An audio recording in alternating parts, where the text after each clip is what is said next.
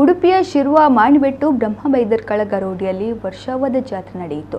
ಹಲವಾರು ಭಕ್ತರು ಭಾಗವಹಿಸಿ ಕೋಟಿ ಚೆನ್ನಯ್ಯ ಮತ್ತು ಪರಿವಾರ ದೈವಗಳ ಅನುಗ್ರಹ ಪಡೆದುಕೊಂಡರು.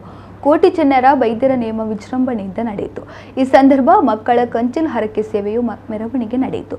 ಬಳಿಕ ಕಾಲಾವಧಿ ನೇಮೋತ್ಸವ ಸಂಭ್ರಮದಿಂದ ನಡೆಯಿತು. ಶಿರುವ ಮಾಣಿಬೆಟ್ಟು ಗರೋಡಿಯ ಆಡಳಿತ ಮಂಡಳಿ ಸದಸ್ಯರು, ಗ್ರಾಮ ಪರವೂರಿನ ಗ್ರಾಮದ ಜನರು ದೈವಗಳ ಸಿರಿಮುಡಿ ಗಂಧ ಪ್ರಸಾದವನ್ನು ಪಡೆದು ಧನ್ಯರಾದರು.